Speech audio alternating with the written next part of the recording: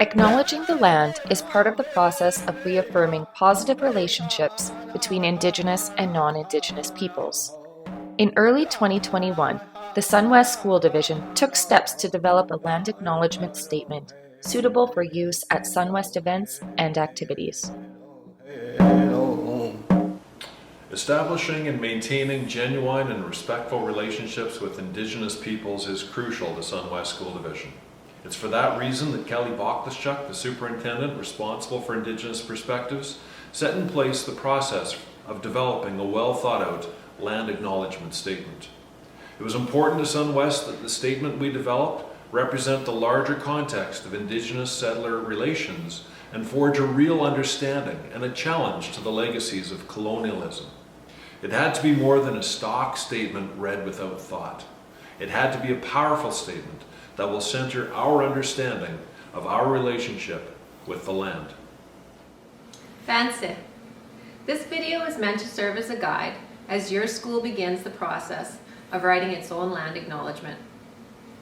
Writing a land acknowledgement can be a meaningful and rewarding experience for students, staff, parents, and all involved.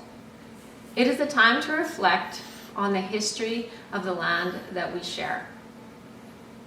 Our relationship to the land is inextricably intertwined with our relationship with Indigenous people. The land that SunWest School Division sits upon is ancient land. It is land that offers us fossilized dinosaur bones from time immemorial. The land is alive with stories of bison that roam by the millions. It remembers the sound of Red River carts rolling over the prairies. It holds ceremonial sites, teepee rings, arrowheads. Today the land cradles the sacred fragments of Mistassini in the depths of Lake Diefenbaker. If we look, the petroglyphs near Herschel tell us a story of a time 1,000 years before treaty was signed. While the land holds all this history, it also holds us. It holds our homes and our schools. The land feeds our livestock, is a storehouse of medicines, and yields bountiful harvests. We have so much history to acknowledge in SunWest School Division. To accomplish this goal, SunWest brought together a committee to develop the statement. The committee included an Indigenous knowledge keeper, a division superintendent, a school-based administrator, a teacher, a student, a division trustee, a school secretary, and an educational assistant. Prior to the first committee meeting, members were invited to submit pictures of the SunWest landscape that were meaningful to them. These were used to create a slideshow viewed at the committee's first virtual meeting. The committee was very honored to have Cree knowledge holder Charlotte Ross as one of its members. Charlotte is a scholar with extensive knowledge of the treaties and Indigenous cultures and languages. She is a member of the Speakers Bureau of the Office of the Treaty Commissioner and has spoken extensively on treaty issues. Danse Charlotte Ross Ndistigason, Muniak Sagaigan Otsagagi Piopigian. So my name is Charlotte Ross, and I was raised around the Montreal Cree Nation in northern Saskatchewan, Otayigwaywigian in Rosetown. So Rosetown is where I live. And I've been asked to speak about the importance of land acknowledgements, and land acknowledgements are really critical to our people because that's how we acknowledge our connection. So it's our connection to the land, our connection to Mother Earth.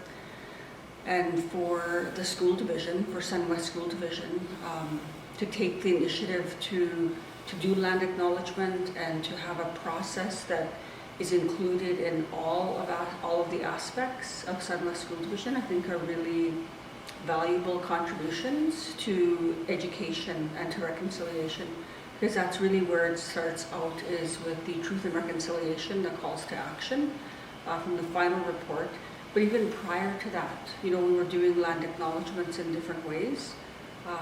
Acknowledging the land is important to the history, it's important to the ancestors, it's important to the spirits of the people who inhabited this territory prior to us moving here and prior to settler contact.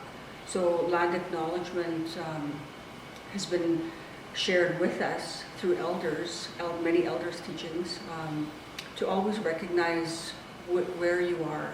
And in this area, Treaty 6 was signed and Treaty 4 was signed.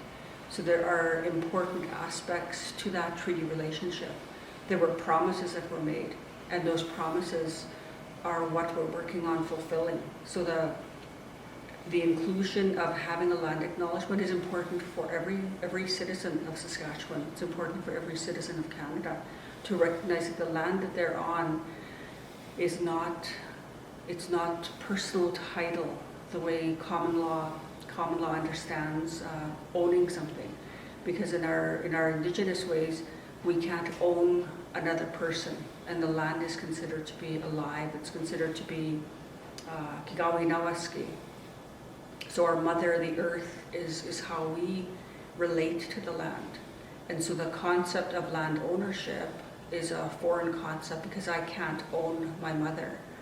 And so when we take a look at land acknowledgements, it's acknowledging those many years of history, those many years of teachings that we all have.